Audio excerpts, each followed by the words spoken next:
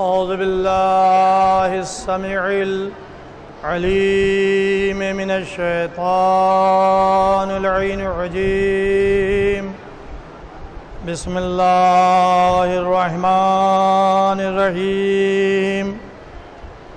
الحمد لله رب العالمين، والصلاة والسلام على أشرف الأنبياء والمرسلين وخاتم النبيين أبي القاسم محمد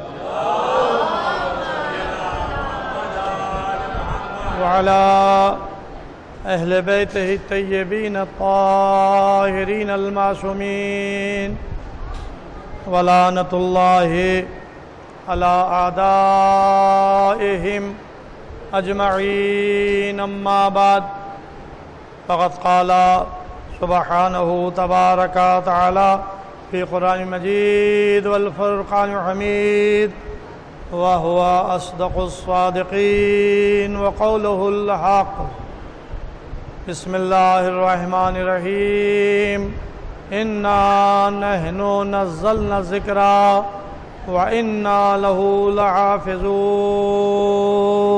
صلوات محمد وآلہ.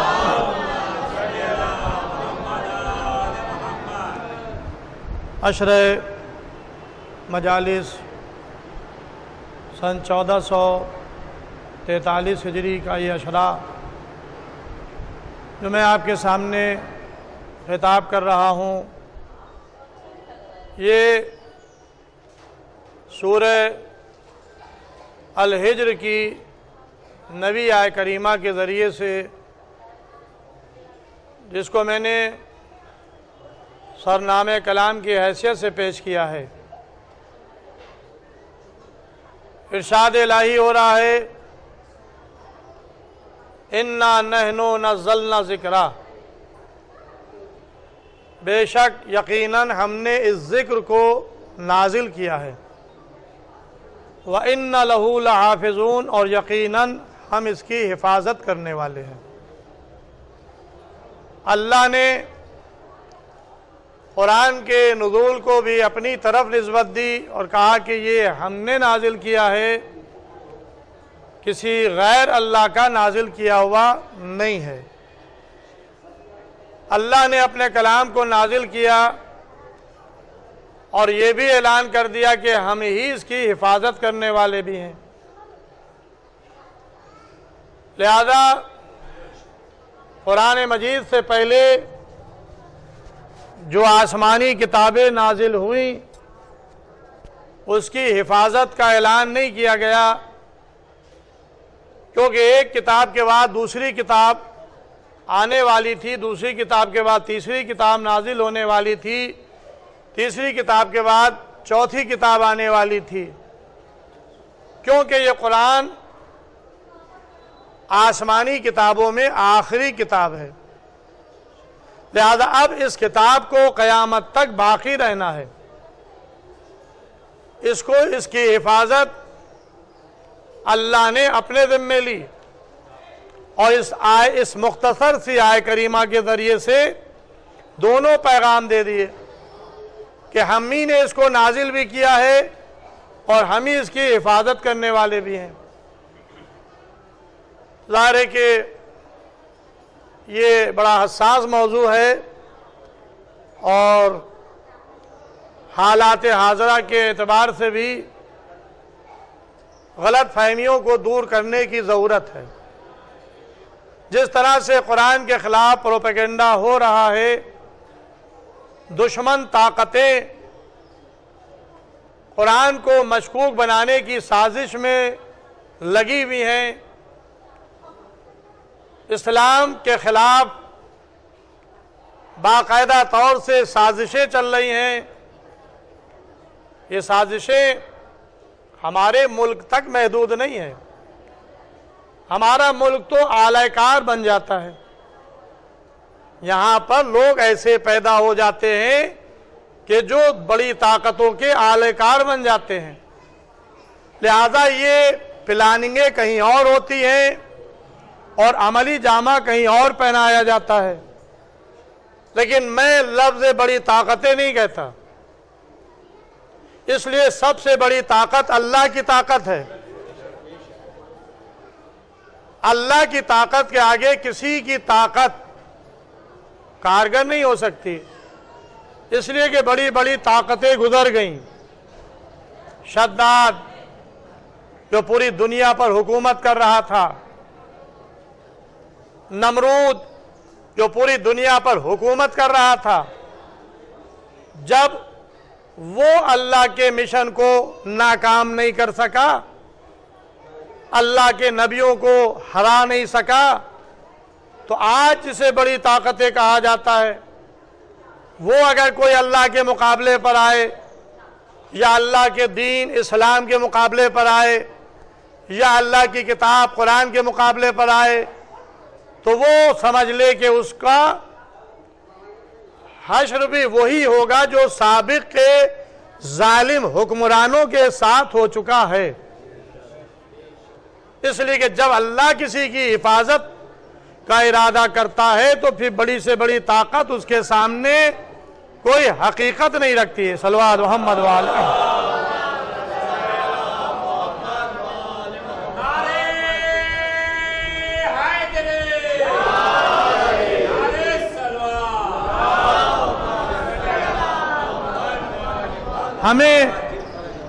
ہمیں مستحکم رہنا چاہیے، ہمیں ایمان پر ثابت قدم رہنا چاہیے.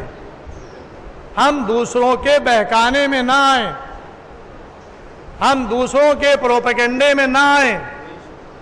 چاہے جتنا قرآن کے خلاف پروپیگنڈا کیا جائے، چاہے جتنا اسلام کے خلاف پروپیگنڈا کیا جائے، چاہے جتنا نبی آخر الزمان یا ان کے جانشینوں کے خلاف بولا جائے، ہم کسی کے پروپیگنڈے سے مروب نہیں ہوتے. اس لیے کہ ہم ایمان پر ثابت قدم ہیں. ہم نے اللہ کو مانا ہے تو جب تک زندہ رہیں گے اس کو مانتے رہیں گے. ہم نے 1,24,000 انبیاء کو مانا، جس میں آدم سب سے پہلے نبی ہیں اور آخری نبی ختمی مرتبت حضرت محمد مصطفیٰ صلی اللہ علیہ وآلہ وسلم.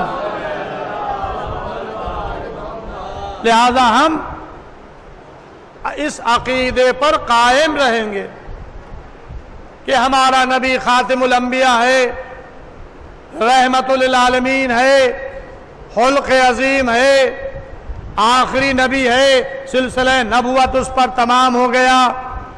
ہم نے قرآن کو مانا ہے کہ یہ اللہ کی کتاب ہے، تو ہم اس عقیدے پر قائم رہیں گے چاہے جتنے ہی طوفان کیوں نہ آئیں. ہمارے عقیدے کو متزلزل نہیں کر سکتے، ہمارے عقیدے کو ڈاماڈول نہیں کر سکتے. ہمارا عقیدہ مستحکم رہے گا کہ قرآن اللہ کی کتاب ہے. لاکھ تم فیک کہتے رہو، تم خود فیک ہو جاؤ گے، قرآن فیک نہیں ہو سکتا. یہ اللہ کا کلام ہے. خانہ کعبہ یہ بیت اللہ ہے، ہمارا عقیدہ ہے اور ہم اس پر قائم ہے کہ وہ بیت اللہ ہے.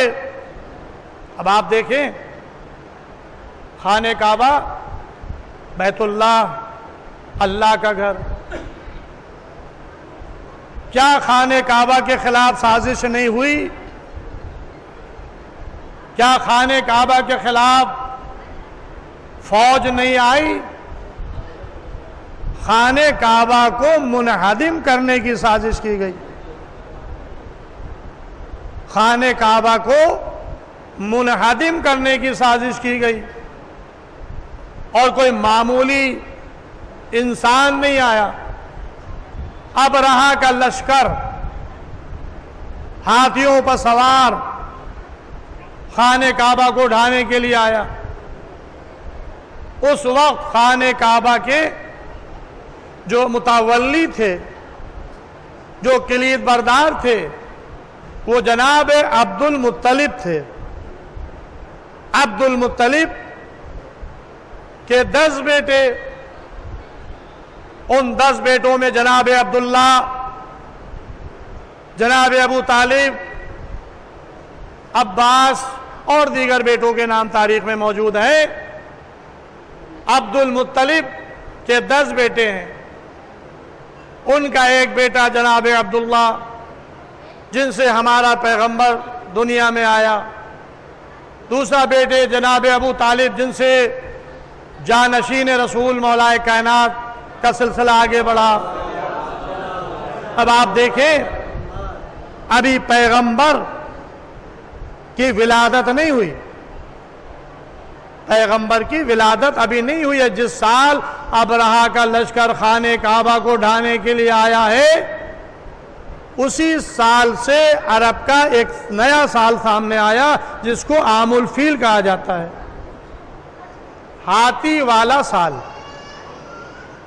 یہی وہ سال تھا کہ جس میں رحمت للعالمین اس دنیا میں تشریف لائے۔ ابرہہ کا لشکر جس سال خانہ کعبہ کو ڈھانے کے لیے آیا، اسی سال پیغمبر اسلام کی ولادت 17 ربیع الاول 1 عام الفیل کو ہوئی۔ ابرہہ چاہتا تھا کہ ہم بیت اللہ کو مسمار کر دیں، مٹا دیں۔ اب اس کی تاریخ ہے کیوں ایسا ہوا تھا، اس کی وجہ مختصر یہ کہ یمن میں ایک خانہ کعبہ کے مقابلے پر گھر بنایا گیا تھا، اور چاہتے یہ تھے کہ لوگ خانہ کعبہ کی زیارت کے لیے نہ جائیں، ادھر آئیں۔ کوئی دل جلا پہنچ گیا اور کسی صورت سے وہاں پر آگ لگ گئی۔ تو ابرہہ نے جب یہ دیکھا کہ ہمارا بنایا ہوا گھر جل گیا، راکھ ہو گیا، اور جہاں یہ لوگ جاتے ہیں خانہ کعبہ بیت اللہ وہ باقی ہے، تو اب یہ اس آگ میں جلتا ہوا چلا، ہاتھیوں کا لشکر لے کر چلا کہ ہم خانہ کعبہ کو ڈھا دیں گے، گرا دیں گے۔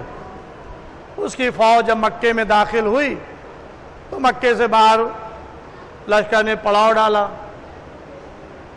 لشکر والے مکے میں داخل ہوئے، اس میں سے کچھ اونٹ جناب عبد المطلب کے پکڑ کر لے گئے۔ جناب عبد المطلب کو پتا چلا کہ ابرہہ کا لشکر جو خانہ کعبہ کو ڈھانے کے لیے مکے کے باہر آ چکا ہے، اس کا لشکر، اس کے سپاہی ہمارے اونٹ چرا لے گئے ہیں۔ تو یہ سردار مکہ تھے، لہذا یہ ابرہہ سے ملنے کے لیے گئے، ابرہہ سے ملنے کے لیے گئے۔ ابرہہ کو پتا چلا کہ سردار مکہ عبد المطلب ہم سے ملاقات کے لیے آ رہے ہیں، تو یہ سوچ رہا تھا چونکہ ہم خانہ کعبہ کو ڈھانے کے لیے آئے ہیں اور ان کو ہمارے پلان کا پتا چل گیا، لہذا یہ سفارش کرنے آ رہے ہوں گے کہ خانہ کعبہ کو نہ ڈھاؤ، واپس چلے جاؤ، یہ ہم سے ہمارے سامنے گڑ گڑائیں گے، ہم سے ریکویسٹ کریں گے۔ لیکن جب جناب عبد المطلب پہنچے تو آپ کا روب اور جلال وہ تھا کہ ابرہہ تعظیم کے لیے کھڑا ہو گیا، بیٹھالا، سردار مکہ آئے ہیں، کہا کہ بھائی تمہارا لشکر، تمہارے سپاہی ہمارے کچھ اونٹ چرا لائے ہیں، میں اپنے اونٹوں کو لینے کے لیے آیا ہوں، بس اس سے زیادہ جناب عبد المطلب نے گفتگو نہیں کی۔ اپنے اونٹوں کے سلسلے میں ابرہہ سے مطالبہ کیا، اٹھ کر جانے لگے۔ تو ابرہہ کہتا ہے، اے سردار مکہ، اے قریش، قبیلہ قریش کے سردار، آپ ہمارے پاس آئے تھے، ہم تو یہ سمجھ رہے تھے کہ آپ خانہ کعبہ کی سفارش کے لیے آئے ہیں اور آپ یہ چند اونٹ کی سفارش کے لیے آئے ہیں، چند اونٹ کے بارے میں آپ نے مجھ سے کہا تو تاریخ ساز جواب کیا دیا آپ نے؟ اے ابرہا، یہ اونٹ میرے ہیں، میں ان اونٹوں کا مالک ہوں، لہذا میں اپنے اونٹ کے مطالبے کے لیے آیا ہوں۔ خانہ کعبہ کا مالک کوئی اور ہے، خانہ کعبہ کسی اور کا گھر ہے، جس کا گھر ہے وہ خود اپنے گھر کی حفاظت کرے گا۔ صلوات محمد والے۔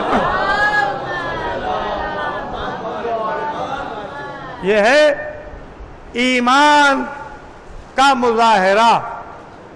بڑے اطمینان سے جناب عبد المطلب نے یہ جملے کہہ دیے کہ جس کا گھر ہے وہ خود اپنے گھر کی حفاظت کرے گا۔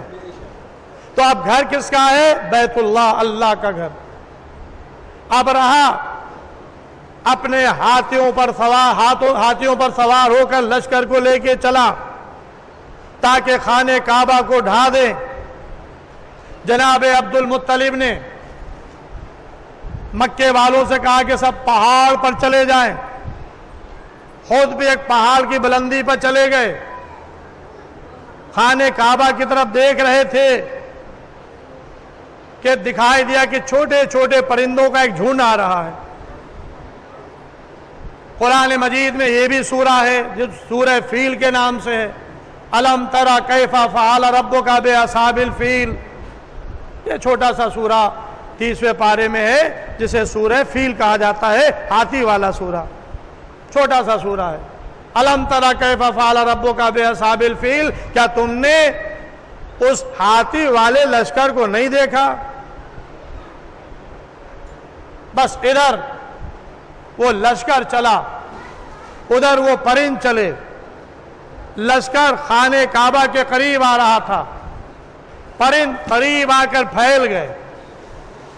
ایک ایک پرند کو اللہ نے 3 ایٹم بم دیے تھے۔ یہ ایٹم بم بہت بڑی مقدار میں نہیں تھے۔ اب ظاہر ہے کہ پرندہ کتنا چھوٹا سا ہے۔ یہاں پر بھی درگاہ میں بھی آپ دیکھیں مغرب کے ٹائم جو ہے وہ ابابیل کے جھونج ہے وہ اڑتی ہیں، یہاں پہ باہر صحن میں آپ کو رات میں اڑتی ہوئی نظر آئیں گی، تو آپ خود اندازہ لگا لیں کہ وہ ابابیل کتنی بڑی ہے۔ یہ چڑیا سے تھوڑی سی بڑی، 2 پنجے، ایک منقار، یعنی ایک چونچ اور 2 پنجے، من سجیل، یہ سجیل کے پتھر تھے جو ایٹم بم کی صورت میں اللہ نے ان چھوٹے چھوٹے پرندوں کے حوالے کر دیے تھے۔ ایک پرندہ 3 ہاتھیوں کو ختم کرتا تھا، میں ہاتھی سوار کے، ایک پتھر چلتا تھا ہاتھی سوار اور میں ہاتھی کے مثل بھوسے کے کر دیتا تھا۔ ایک پتھر ایک پنجے سے، دوسرا پتھر دوسرے پنجے سے، تیسرا پتھر منقار سے، یہاں تک کہ پورا لشکر ابرہے کا مثل بھوسے کے ہو گیا۔ اللہ نے اپنے گھر کو بچا لیا ایک چھوٹے سے پرندے کے ذریعے سے۔ تو عزیزوں، وہ چاہتا ہے کہ اپنے گھر کی حفاظت کریں تو چھوٹے سے پرندوں کو بھیج دیتا ہے، اور ایک پتھر کی کنکری سے پورا ایک ہاتھی میں سوار کے مثل بھوسے کے ہو جاتا ہے، چبائے ہوئے بھوسے کی طرح ہو جاتا ہے۔ اللہ کے گھر کو مٹا نہیں سکا، خود نیست و نابود ہو گیا۔ تو میں کہتا ہوں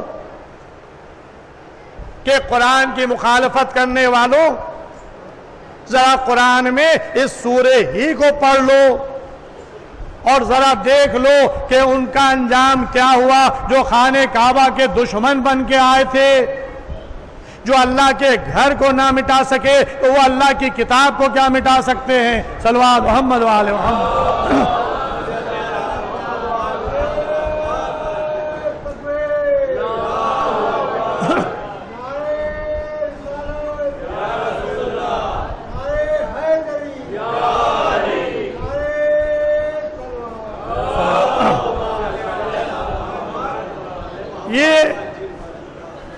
کلام الہی ہے۔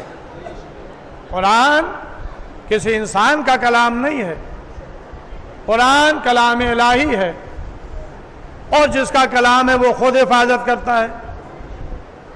ارے بھائی، آپ کو اگر کہیں سے دولت مل جائے تو آپ نوٹوں کی گڈیاں سڑکوں پر لے کے نہیں ٹہلیں گے، جا کر تجوری میں رکھیں گے، لاک کر دیں گے۔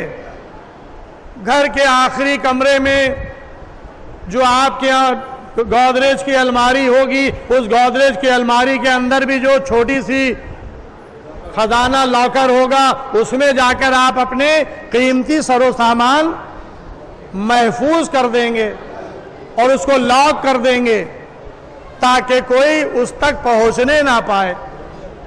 تو عزیزو، قرآن کوئی معمولی کتاب تو ہے نہیں۔ لا ردب ولا یابس الا فی کتاب مبین، نہیں ہے کوئی خشک، نہیں ہے کوئی تر جو اس روشن کتاب میں نہ ہو۔ یہ عظیم سرمایہ ہے جو اللہ نے اپنے بندوں کو دے دیا۔ یہ عظیم کتاب ہے جس میں بڑے بڑے علوم موجود ہیں۔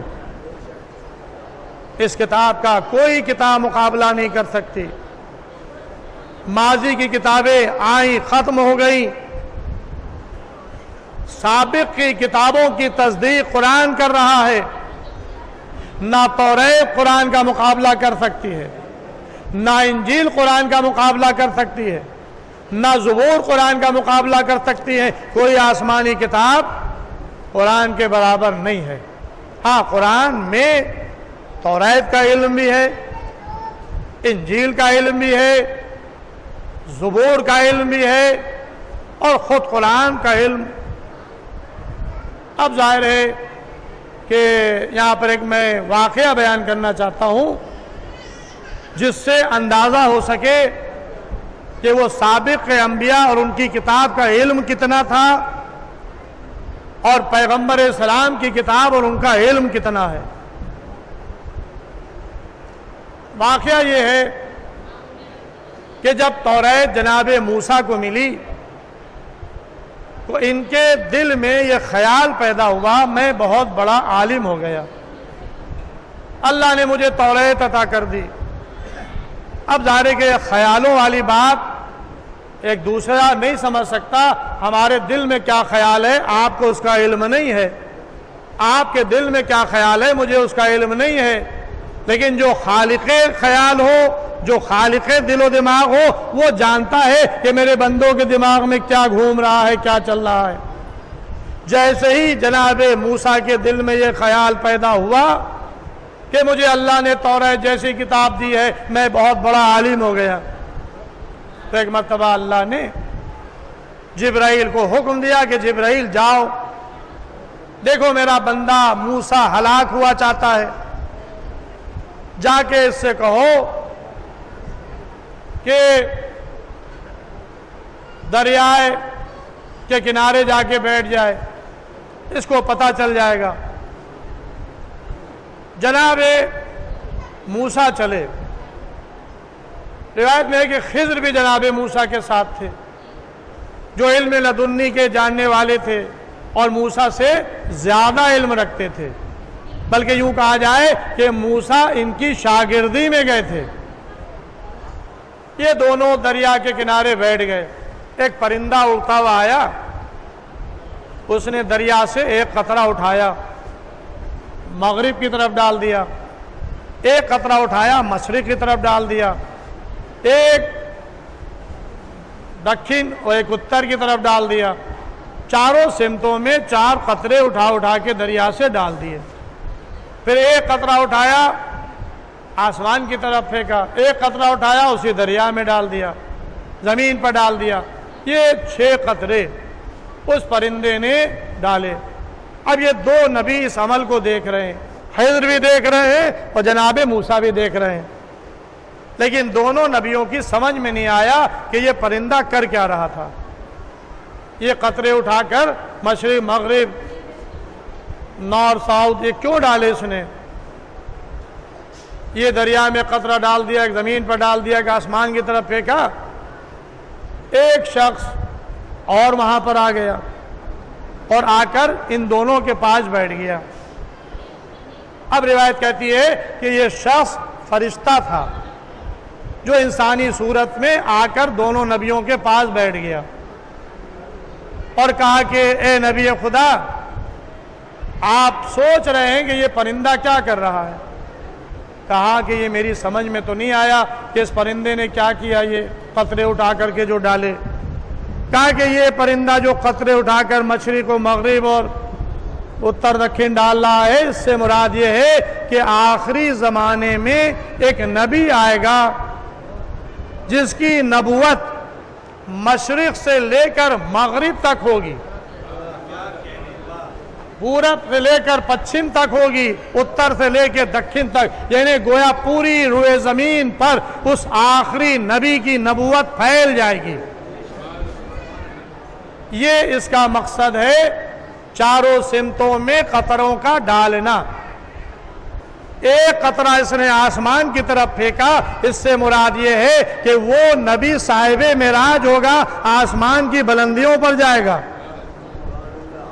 چھٹا قطرہ جو اس نے زمین کی طرف پھینکا، اس سے مراد یہ ہے کہ وہ نبی اسی زمین میں دفن کیا جائے گا۔ اور ساتواں قطرہ جو دریا سے اٹھا کر دریا میں ڈالا، اس سے مراد یہ ہے کہ آپ کا علم اس قطرے کے مانند ہے اور اس آخری نبی کا علم جو ہے وہ دریا کے مانند ہے۔ صلوات محمد و آل محمد۔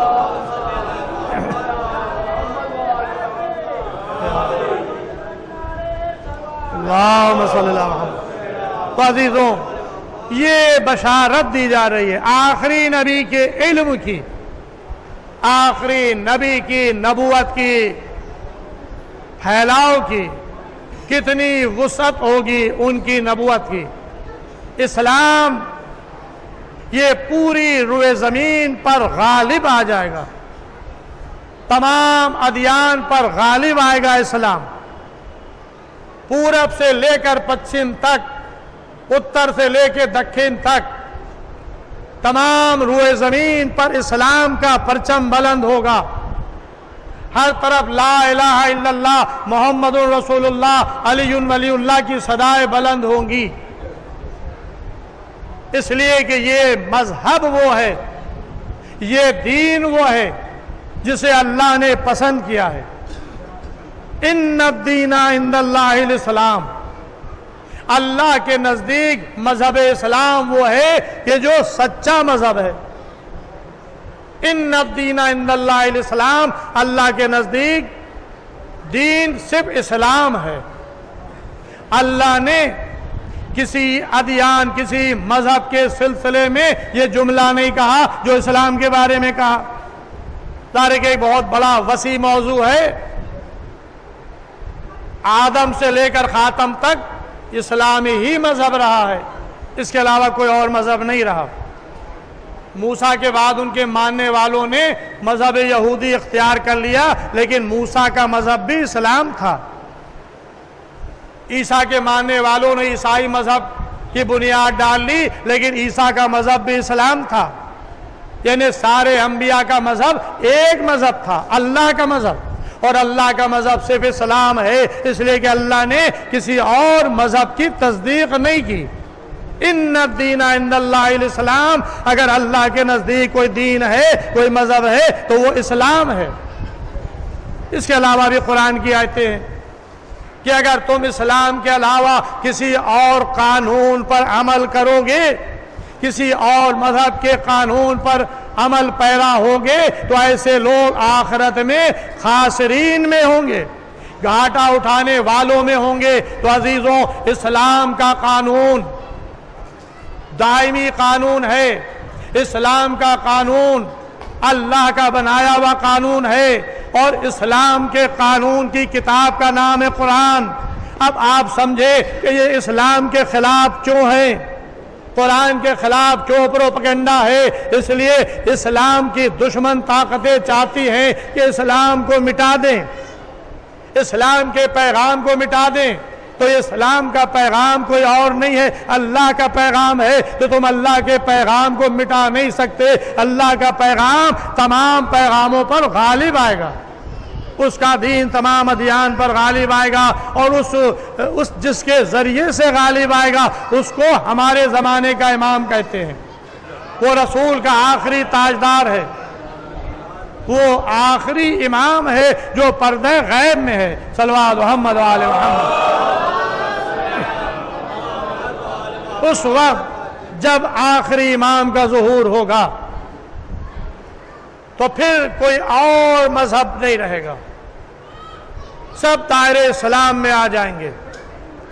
ایک اسلام یا اس کا دشمن جو امام کے مقابلے پر آئے گا اس سے جنگ ہوگی۔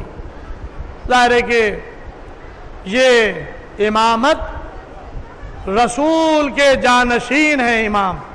امامت کو اللہ نے نبوت کے بعد رکھا۔ نبی آخری نبی کے بعد 12 جانشین، 12 امام، اور ہر امام اپنے زمانے میں محافظ دین بھی ہے، محافظ شریعت بھی ہے، محافظ اسلام بھی ہے، محافظ قرآن بھی ہے۔ ہر دور ہر زمانے کے امام کی پوری ذمہ داری ہے کہ وہ اسلام کی حفاظت کرے، وہ قرآن کی حفاظت کرے، وہ قانون الہی کی حفاظت کرے، چاہے اپنی جان قربان کیوں نہ کرنا پڑے۔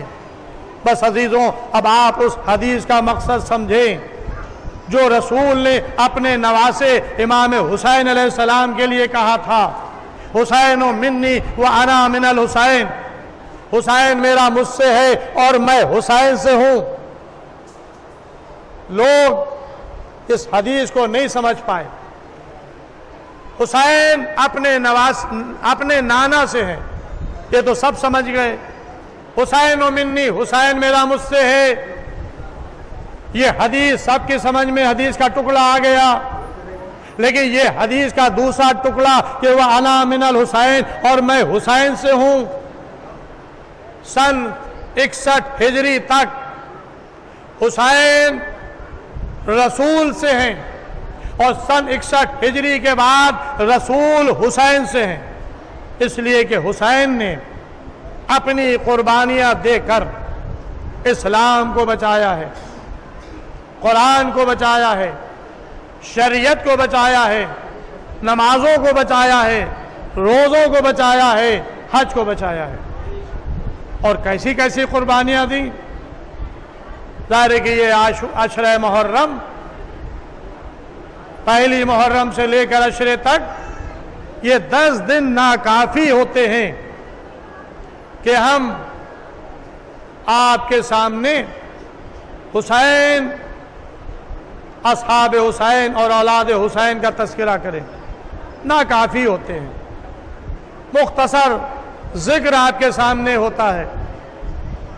اس مختصر مجلس میں قرآن کا بھی ذکر ہوتا ہے، حدیث کا بھی ذکر ہوتا ہے، تاریخ کا بھی ذکر ہوتا ہے، اور کربلا کے واقعے کا تذکرہ بھی دہرایا جاتا ہے۔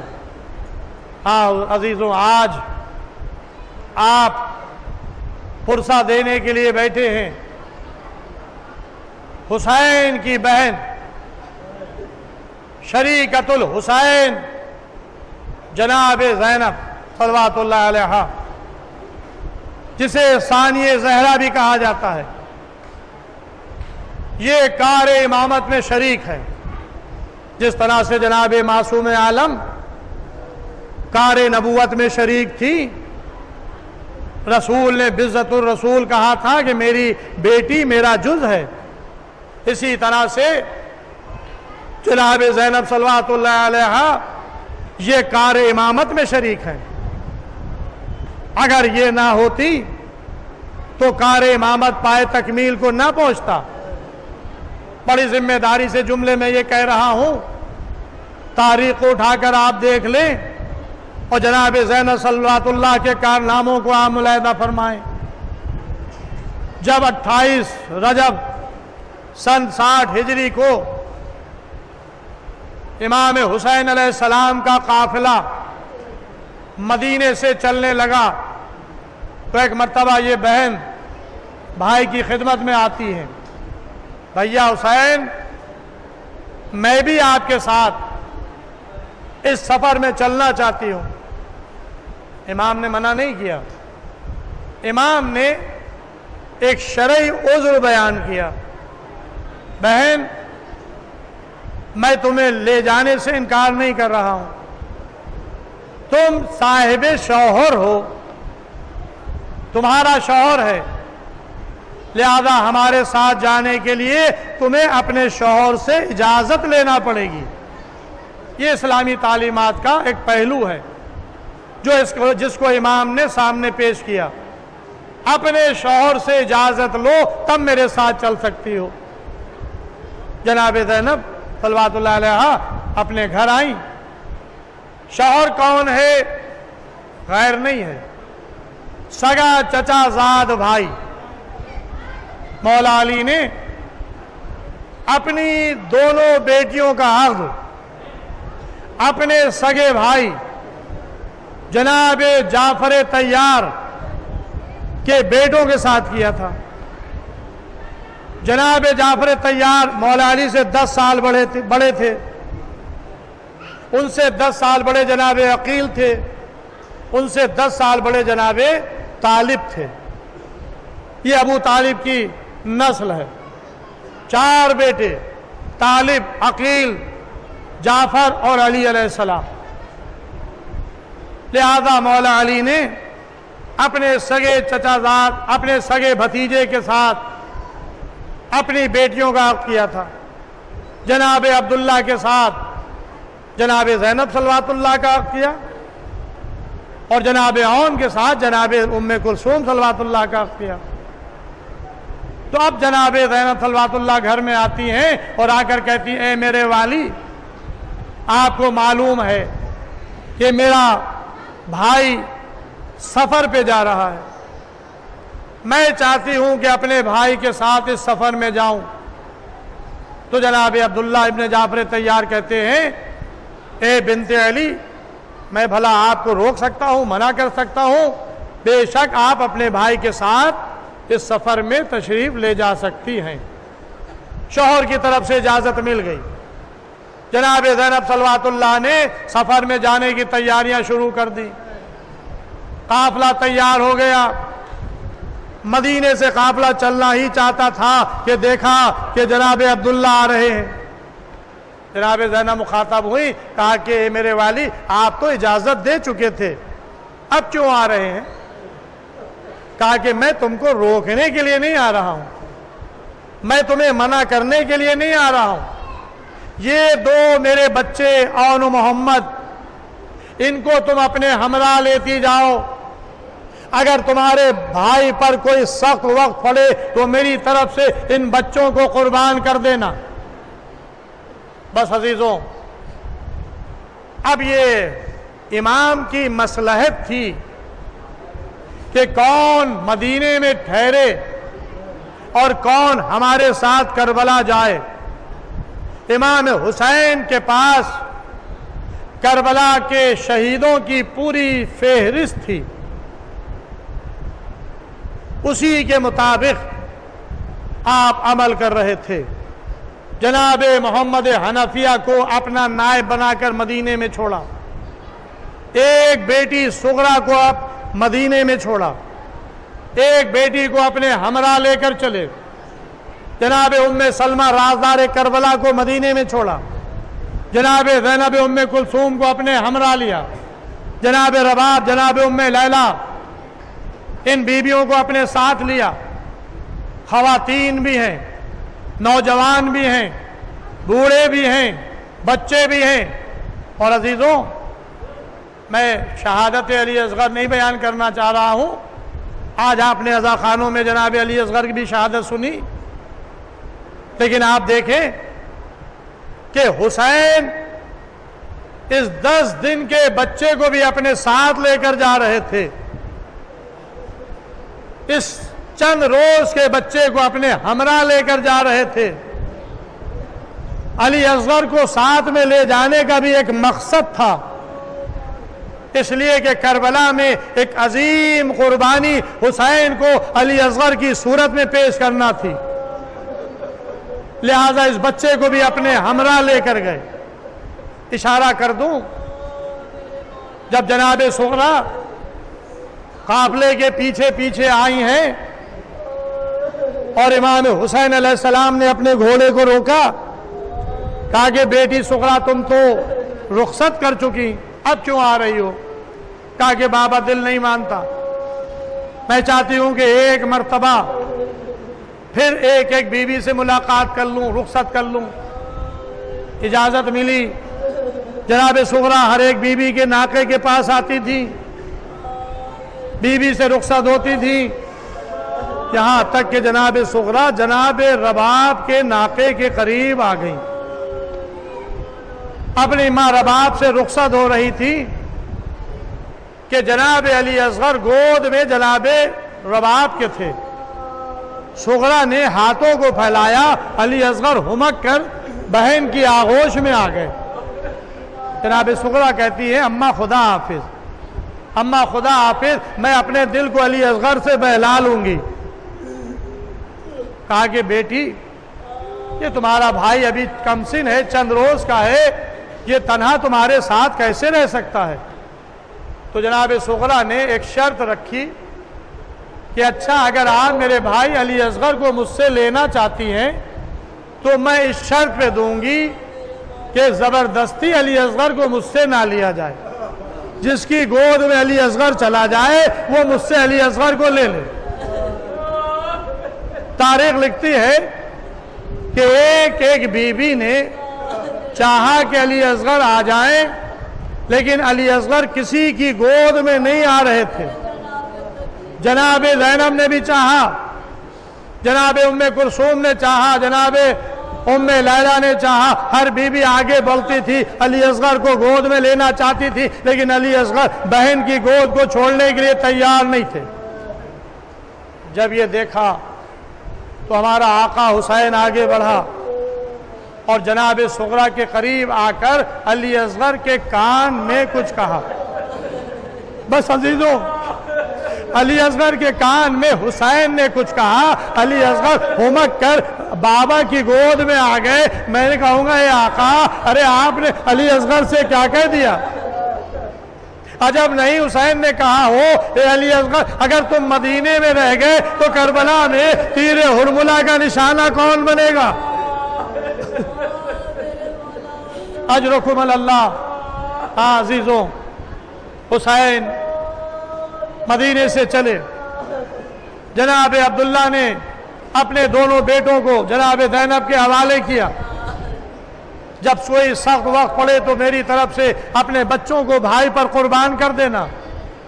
हाँ अजीजों, शबे आशूर आ गई। जनाब ज़ैनब अपने खेमे में बच्चों को लिए बैठी हुई हैं।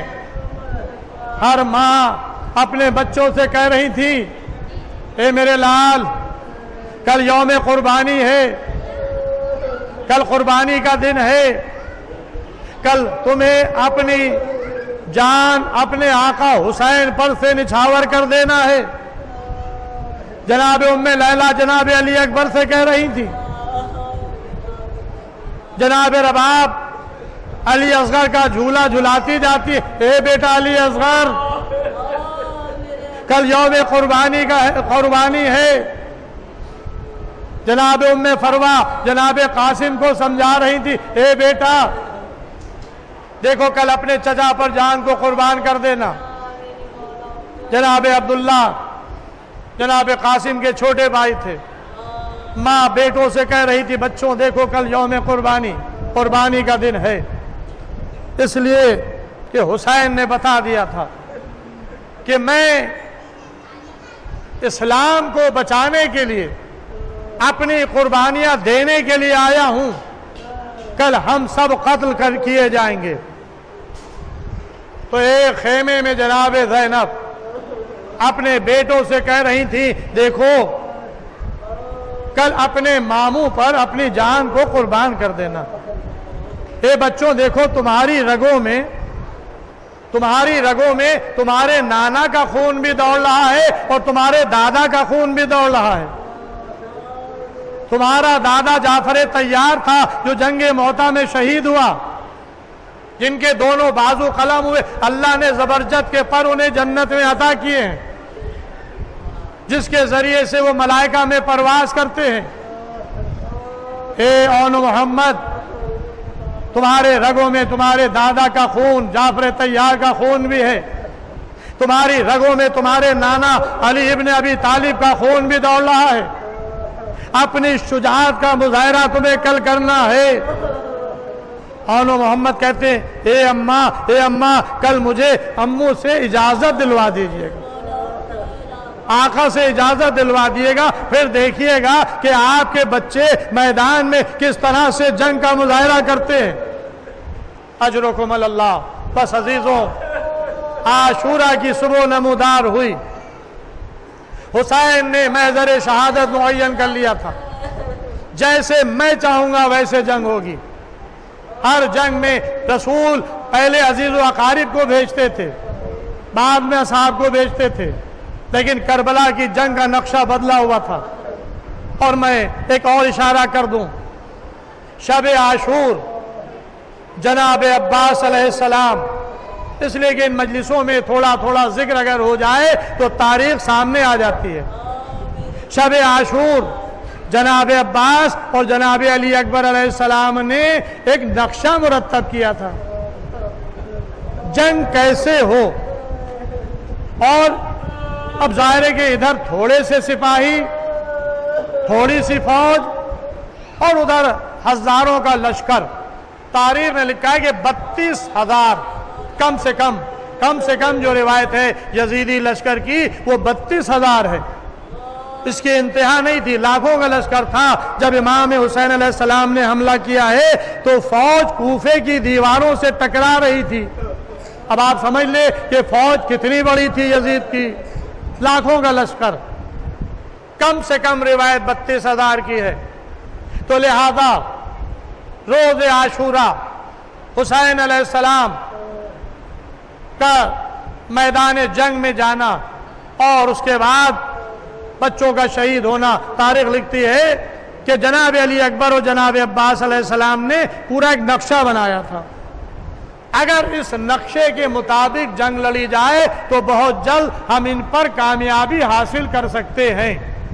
یہ تھا جناب عباس اور جناب علی اکبر کا پلان، نقشہ مرتب کیا۔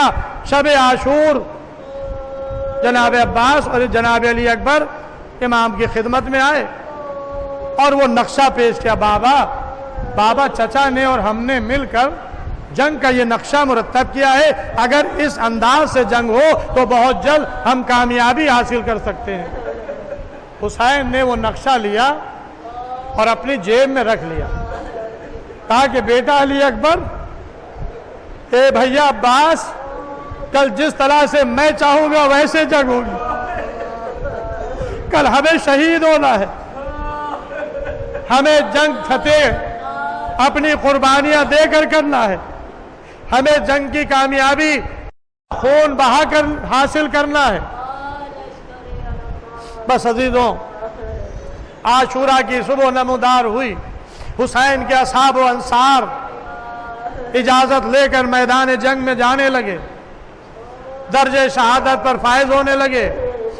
حسین نے 2 خیمے معین کیے تھے، جب کوئی عزیز کی لاش آتی تھی تو وہ بیویوں کے خیمے میں لے جاتے تھے، جب کوئی اصحاب و انصار کی لاش آتی تھی تو ایک الگ خیمے میں رکھتے تھے، بیویاں ان اصحاب و انصار کا ماتم کرتی تھیں۔ ہاں عزیزوں، ایک وقت آیا کہ جب اون محمد اپنی ماں کے قریب آئے، اے اماں مجھے چل کر ماموں جان سے اجازت دلوا دے۔ جناب زینب اپنے بچوں کو لیے ہوئے آئیں، بھائی نے بہن کے چہرے کو دیکھا، سمجھ گئے کہ بہن کیوں آئی ہے۔ اے بہن، تم سفارش لے کر آئی ہو، جاؤ میں نے تمہارے بچوں کو اجازت دے دی۔ اے زینب، میں نے تمہارے بچوں کو اجازت دے دی۔ اون محمد کو گھوڑوں پر سوار کیا گیا، اون چلے، محمد چلے، ساتھ نہیں۔ ایک نے میمنے کا رخ کیا، دوسرے نے میسرے کا رخ کیا، دونوں شہزادے جنگ لڑ رہے تھے، علی کی شجاعت کا مظاہرہ کر رہے تھے، जाफर की शुजाअत का मुजाहरा कर रहे थे। एक मैमने में, दूसरा मैसरे पर हमला किए हुए थे, जंग लड़ रहे थे। अजीजों, फौज ने चारों तरफ से शहजादों को घेर लिया। कब तक जंग लड़ते, कब तक जंग लड़ते, जख्मों से चूर होकर घोड़े से जमीन पर आ गए। आवाज दी, या अम्मा अदरिकनी, ए मामू जान, अरे हमारी मदद के लिए आइए। हुसैन ने आवाज सुनी। तन्हा हुसैन लाश पर नहीं जाते थे, अली अकबर साथ में होते थे, अब्बास साथ में होते थे। और मोहम्मद के लाशों पर पहुंचे, लाशें उठाई, खेमे में लेकर आए, बीवियों के खेमे में लाशें आई। हुसैन आवाज देते, फिजा, ए फिजा जाओ, जाकर मेरी बहन से कह दो, ए फिजा बहन से कह दो तुम्हारे बच्चों की लाशें आई है। अजरुकुम अल्लाह, तुम्हारे बच्चों की लाशें आई है। ज़ैनब चली, ज़ैनब चली, आंखों के नीचे अंधेरा छाया हुआ है, ख़याम के सुतून से टकराती हुई बच्चों के लाशों के दरमियान आ गई। लेकिन देखने वालों ने देखा कि ज़ैनब की आंखों में आंसू नहीं है। ज़ैनब अपने बच्चों की शहादत पर गिरिया नहीं कर रही है। ज़ैनब दोनों लाशों के दरमियान बैठ गई, पेशानी को खाके करबला पर रख दिया। ए परवरदिगार, तेरा शुक्र कि आज मेरे बच्चे मेरे भाई पर कुर्बान हो गए, मैं अपनी माँ के सामने सुरखरू हो गई। बस अजीजों, ज़ैनब ने अपने लाल पर गिरिया नहीं किया, आंसू नहीं बहाए। हाँ, ये काफिला असीरों का करबला से कूफे और कूफे से शाम ले जाया गया। सैदानियों को शाम के जिंदान में कैद कर दिया गया। 1 साल ये काफिला असीरों का कैद खाने में रहा। जनाब सकीना की शहादत हुई। शहादत के बाद यजीद ने चौथे इमाम को बुलाया। आपका दिल चाहे मदीने जाए, दिल चाहे शाम में रहे, मैं अपनी फूफी से पूछ लूं। जनाब ज़ैनब फरमाती है कि मैं मदीने जाऊंगी, लेकिन मैं जब से मेरा भाई मारा गया, मैंने अपने भाई को पुरसा नहीं दिया, मैंने अपने भाई पर आंसू नहीं बहाए, मैंने अपने भाई पर गिरिया नहीं किया। मैं चाहती हूं कि मैं अपने भाई की सफ़े मातम बिछाऊं। मैं आवाज दूंगा, ए सानिए ज़हरा, ए सानिए ज़हरा, जरा शाम से आकर देखिए। आपकी तमन्ना थी कि मेरे भाई की सफ़े मातम बिछाए। आइए, आपके चाहने वाले आपके भाई की सफ़े मातम बिछाए हुए हैं। ए शहजादी, अपने भाई का पुरसा कबूल कीजिए। अजरुकुम अल्लाह। ज़ैनब की तमन्ना थी, ज़ैनब की तमन्ना थी मेरे माजाई की सफ़े मातम बिछे। यजीद ने एक मकान खाली करा दिया। ज़ैनब बीवियों को लेकर उस खाली मकान में आई। शाम की औरतों को इजाजत थी कि जिसका दिल चाहे जाए, ज़ैनब को उनके भाई का पुरसा दे। शाम की औरतें आने लगी, हुसैन की सफ़े मातम बिछ गई। 7 दिन तक शाम में हुसैन का मातम ज़ैनब ने किया। अब ये काफिला शाम से रुखसत होना चाहता था। बस अजीजों, मजलिस तमाम हो रही है। एक रिवायत मजलिस तमाम हो जाएगी। शाम से ये काफिला रवाना होना चाहता था कि एक मर्तबा चौथे इमाम से कहती शहजादी, ए बेटा, यजीद से कह दे कि हमारे वारिसों के सरों को एक मर्तबा भेज दे ताकि हम अपने वारिसों से रुखसत हो लें। पैगाम पहुंचा, शोहदा के सर एक खान में रखकर आने लगे। अली अकबर का सर आया, जनाब उम्मे लैला आगे बढ़ी, अपने कड़ियल जवान बेटे का सर ले लिया। ये मेरा बेटा अली अकबर, शबीए रसूल, जिसके सीने पर बरछी का फल लगा, قاسم کا سر آیا، ام فروہ آگے بڑھی، اپنے یتیم حسن کا سر گود میں لے لیا۔ ارے یہ حسن کی نشانی قاسم ہے جس کی لاش گھوڑوں کی ٹاپوں سے پامال ہوئی۔ ایک ایک سر آتا تھا، بیویاں کھڑی ہوتی تھیں، ان سر کو لے لیتی تھیں۔ حسین کا سر آیا، زینب آگے بڑھی، یہ میرے ماجائے حسین کا سر ہے۔ عباس کا سر آیا، جناب ام کلثوم آگے بڑھی، بھائی کا سر لیا۔ بس عزیزوں اسی اسنا میں دو ننھے سر اور اسی اسنا میں دو ننھے سر اور آئے، لیکن ان سروں کا لینے والا کوئی نہ تھا۔ ارے شام کی ایک عورت نے آواز دی، ارے کیا ان بچوں کی ماں دنیا میں زندہ نہیں ہے؟ یہ سننا تھا۔ زینب تڑپ گئی، ارے یہ نہ کہے ان بچوں کی دکھیاری ماں میں زندہ ہوں۔ ارے میں اس حسین کا ماتم کر رہی جس کی ماں نے چکیاں پیس پیس کے مالا تھا، جسے کربلا کے میدان میں 3 دن کا بھوکا پیاسا ذبح کر دیا گیا۔ انا للہ و انا الیہ راجعون، رضا بقضائہ و تسلیما لامرہ۔ اللہم اغفر للمؤمنین والمؤمنات والمسلمین والمسلمات الاحیاء منہم والاموات، وابع بیننا وبینہم بالخیرات انک مجیب الدعوات انک علی کل شیء قدیر۔ پروردگار عالم تجھے واسطہ محمد وآل محمد علیہ السلام کا اس مختصر سی عبادت کو قبول فرما، اور ریاض پر جہاں جہاں بھی شیعان حیدر کرار ماتمدار مظلوم کربلا ہے، ان کی جان مال عزت آبرو ناموس کی حفاظت فرما۔ جو لوگ بیمار ان کو شفاء کامل عطا فرما، جو لوگ قرضدار ان کو بار قرض عطا فرما، جو لوگ بے روزگار ان کو روزگار عطا فرما، جو لوگ کاروبار کر ان کو کاروبار برکت عطا فرما، جو مومنین قید میں ان کو رہائی ہو۔ مقامات مقدسہ کی حفاظت فرما، ہمارے زمانے کے امام کے ظہور میں تعجیل فرما، ہم لوگ کا شمار امام کے ناصر مددگاروں میں فرما۔ ماتم حسین، یا حسین یا حسین یا حسین یا حسین۔